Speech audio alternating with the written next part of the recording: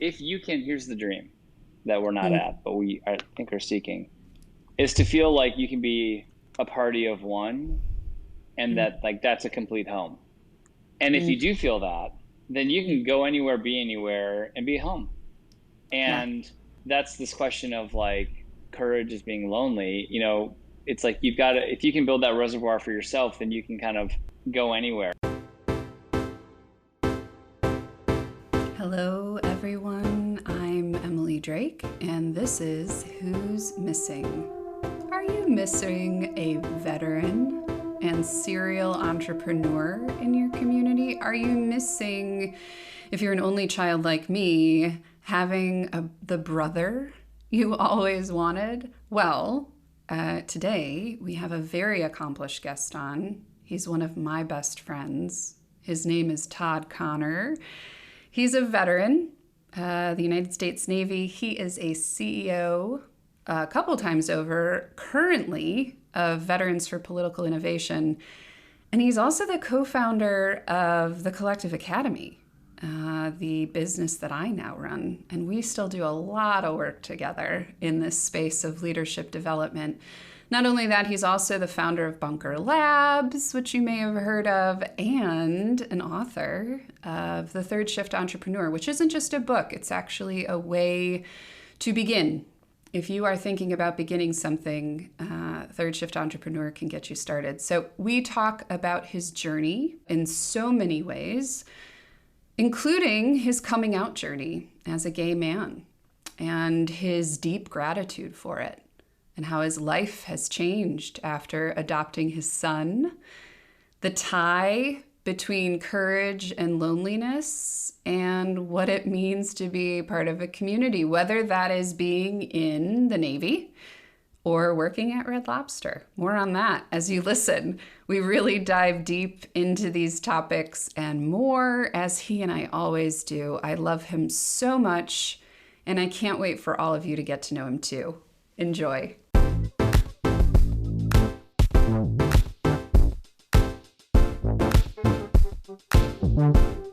Tell me who's missing. When is Andrew's trip, the boat trip? That is the last Oh, week in that's July. okay. I have It a was really professional safe. microphone. I know, I can tell. I have a professional microphone. Yes. How are you doing? I'm I'm great. I in my therapy lately, all I'm talking about, let me read this quote to you. This is from Joseph Campbell. I have it here on a post-it and I've been referring to it quite a bit. He wrote the hero's journey and like writes about mythology. Okay, so I know here it Joseph is. Campbell, but thank you. You know what? I'm the only one who didn't, and I just assume other people don't. But I tell other people, they're like, yeah, I know all about it. It's also like I'm watching the Marvel Cinematic Universe, like I'm starting to watch Marvel movies, and people are like, okay, I mean, Yeah. welcome. You're like, there's this great woman, Joyce Meyer. She's doing some really groundbreaking work. So I'm a late adopter. All right, here we go. I'm just kidding. No, you're not. And you shouldn't. Okay. It takes courage to do what you want. Other Mm. people have a lot of plans for you. Mm. Mm-hmm. Yeah, What comes up? we could talk about Yeah. courage. I think it's something that we don't talk about enough. And here's what courage is not. Courage is not performative, screaming only to the people that already agree with you about Mm-hmm. other people that are not listening to you about how they are right. Mm-hmm. And that is what like Twitter is littered with. And it's like, oh wow, like that's so courageous. It's like there's nothing courageous about screaming back to an audience something that they already believe. I think courage in some level has to risk costing you something with people that do already agree with you. And if it's all self-affirming of our identity, of our friends, I don't think it's courageous. It might be valuable, we might need to do it, but for me, courage comes when like something is lost. Mm-hmm. And by the way, I don't know that I've been terribly courageous against this definition, but I think courage often looks like individual conversations. Someone says something that's a little off, and you just like choose to quietly challenge them on that, and like your heart starts to race, and you're like, I could just let it go. Why make this space, this conversation uncomfortable? And courage is like, I'm gonna do the thing that's uncomfortable. I'm gonna like maybe risk a friendship.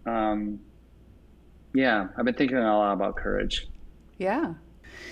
As you were talking, I was thinking about another piece of this quote, which is it's very difficult to find in the outside world something that matches what the system inside you is yearning for. Mm, So if I'm just reacting to the outside world, so for example, I'll speak for myself, when I was getting active in protesting and, actions around Black Lives Matter, it was very reactionary. It's too quick, actually, for me. But was it courageous? No, I don't think so. I think it was like, well, I have to. I have to go do this. What is more courageous is like what you said, my internal system. Like, what's something that challenges my internal system, you mm-hmm. know? So I wonder about too, like taking courage to do what you want, like to live the life that you want. Yeah, yeah, and I think that there's a thread of this, which is like, yes, I think it's totally about courage in the context of your own identity system, and courage probably involves loneliness. And what's interesting, if you talk to like Navy SEALs and folks that have seen front-hand combat, they talk about how coming home and stepping out of a structured identity system is absolutely terrifying. Yeah, like this identity safety that we kind of cling to. I think it's that. I think it's stepping out onto a path that is sort of self-determined as opposed to societally determined, which is I think what you how you started this, Emily, which is so smart. But I do think that Yeah. that's it. Like some things are hard, but they're not scary. Yeah, we were I was in a workshop this morning talk like people's biggest fear was failure. Hmm. And I sort of push up against that and be like, how can you know what failure is if you don't know what success is? Like, because otherwise it's just, the usual shit, right? Like, yeah, I didn't get the promotion or I didn't, I don't know what it is. But there's a prescription for what failure looks like, I think.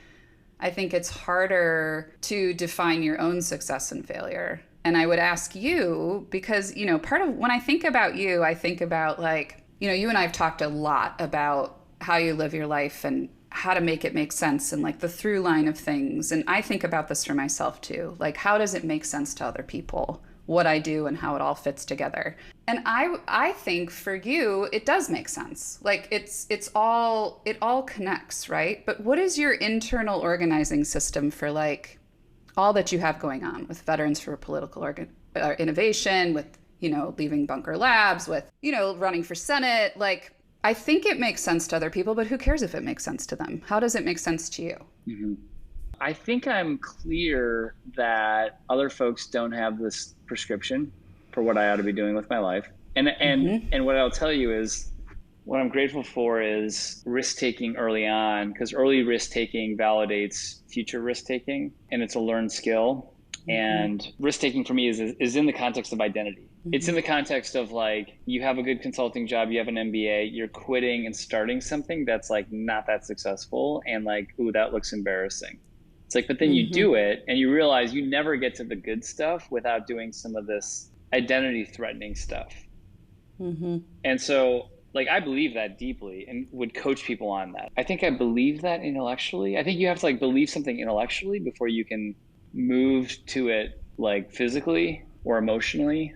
So I think I believe because I read a lot of biographies and I study people that like you have to make moves to like get towards your highest and best purpose. And I think I'm hoping to get to my highest and best purpose in any season of life and like hope that my ego doesn't misdirect me. And sometimes it does. And yeah, I believe like part of this story I tell myself is like I serve a purpose to stoke things and start things and initiate things. And that when you do that, you usually don't like land on a clean solution, but like something is unearthed. You are like inching closer towards like a pinball moving down like an increasingly narrowing, you know, pathway or something that like you're getting closer, you know? So what you realize is like my identity is intact, whether the thing I'm doing works or not.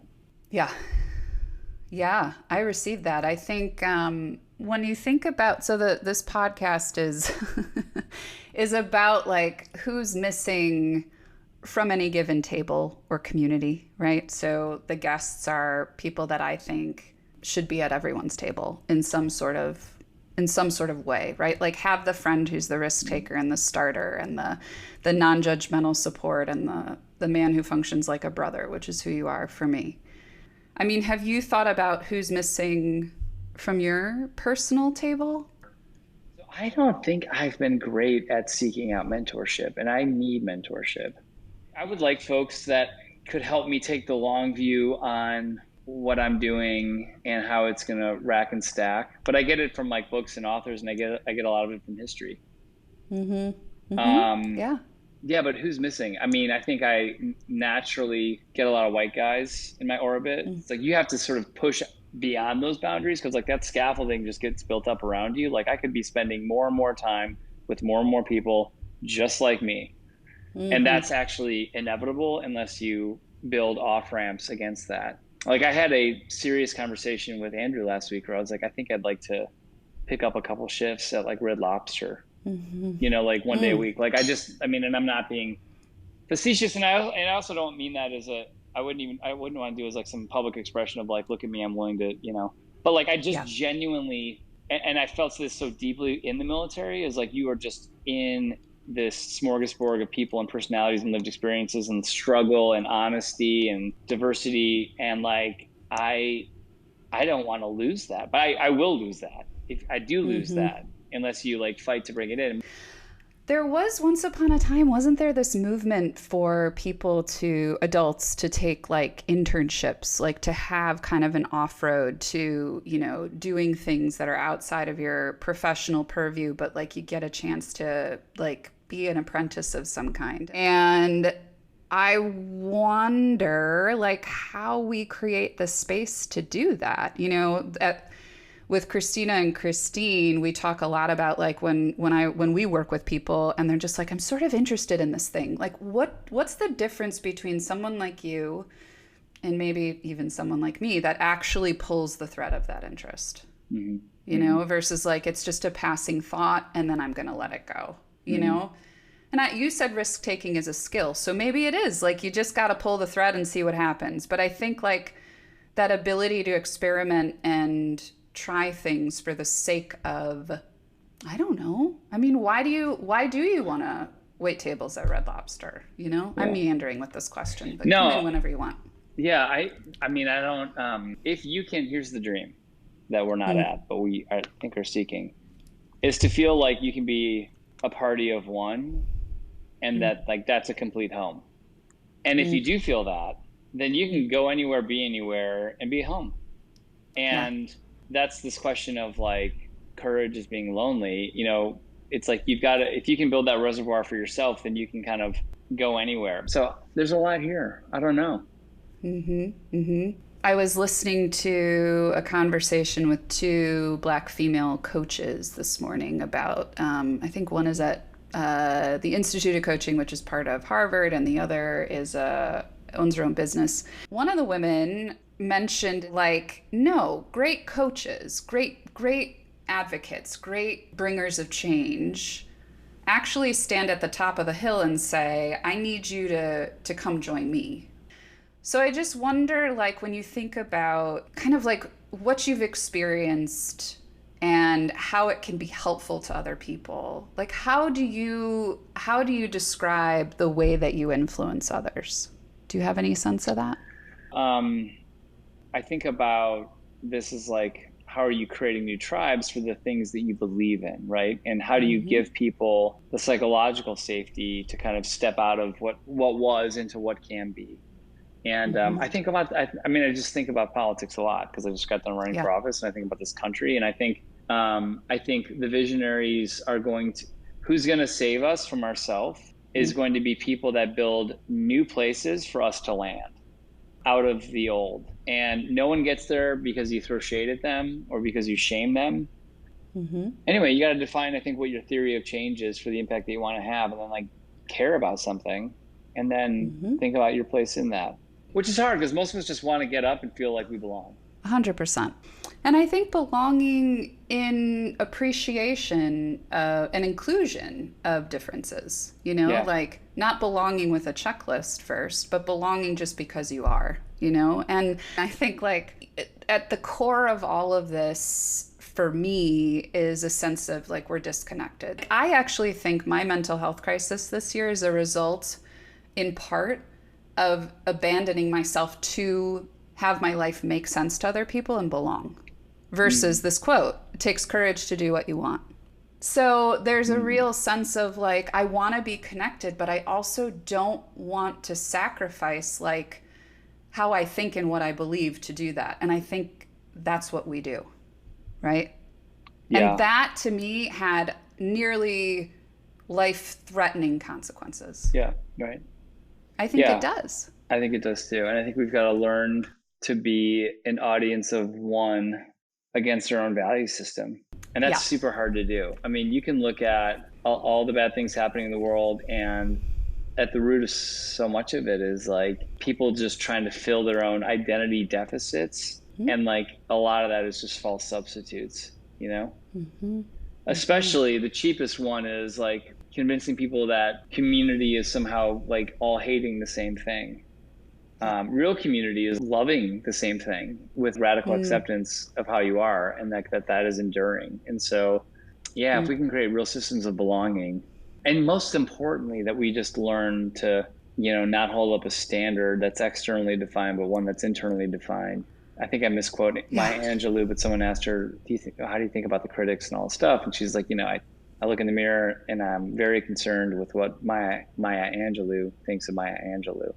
And I'm like, man, if I could just live against that standard, right? So there's got to be work done to like know who you are, what you care about, and then just like have some sense of posterity. I think too that like we're living our lives for the long term, and like Yeah. there's gonna come a day where like it's all over, and I like what really is gonna matter is like, do I feel good about what happened? That's the Yeah. dream, and society's not helping us get to that in any No. way, shape, form. No. I mean, there's no money to be made in you having your own system for Right. yourself. I think the Yeah. original identity blessing for me, the Whopper, was coming out. And it was that crisis of identity in college where I said to myself, I'm in on a ROTC scholarship during Don't Ask, Don't Tell. I've got, dreams of pursuing like honestly on the vision board for me was like I want to run for office, I want to be in the military, I might want to be a pastor. So like you have chosen the three professions where being gay is going to be a real issue in 1997.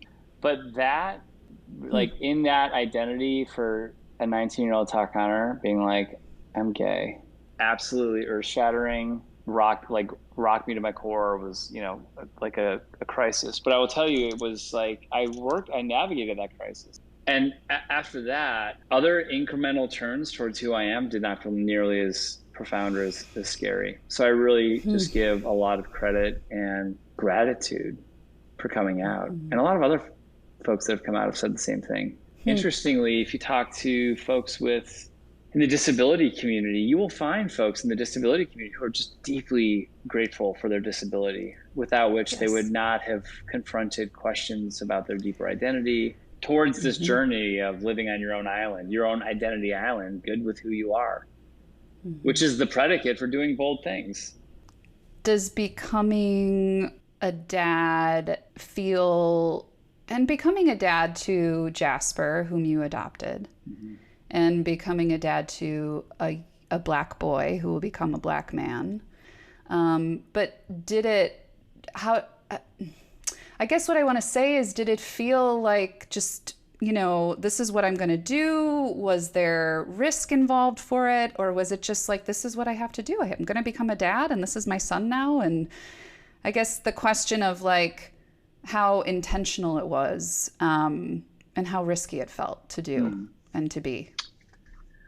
You know, Andrew and I were married for 10 years, knew we wanted kids, feel secure in who we are.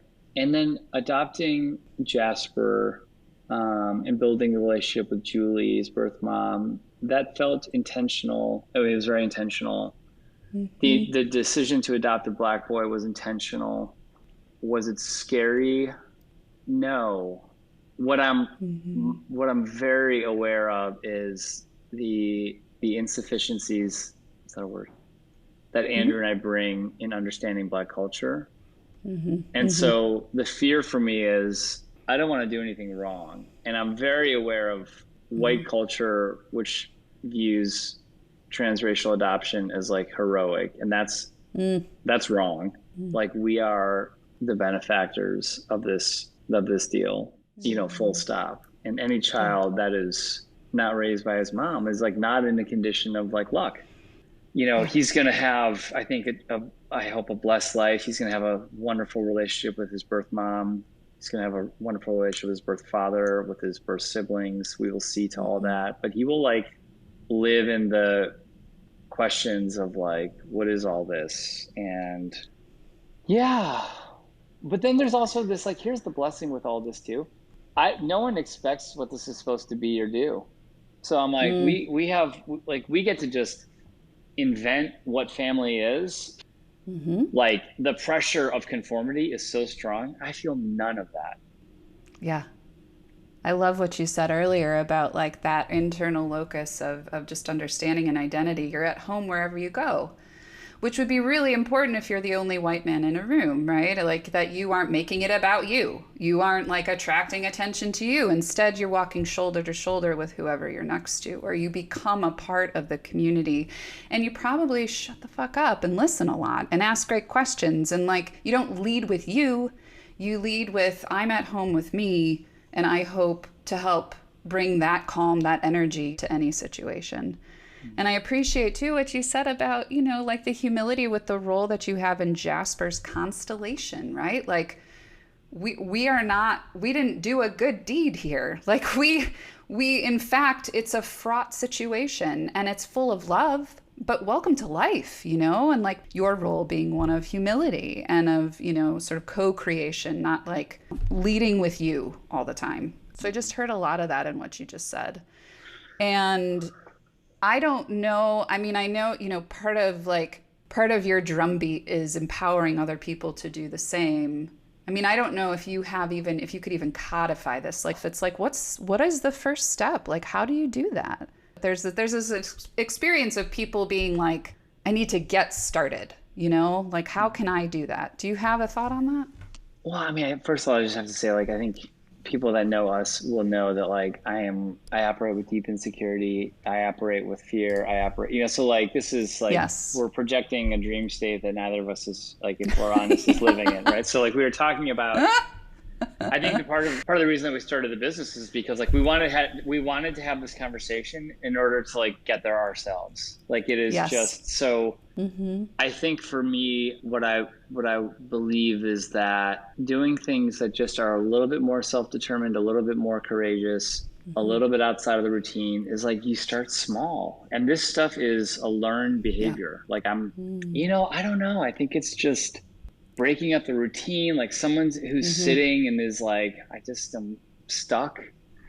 I'm like, get up an hour earlier, like read something that you don't normally read, pick up Japanese fiction, like get out of your head. Like, who are you comparing yourself to? Hell yeah.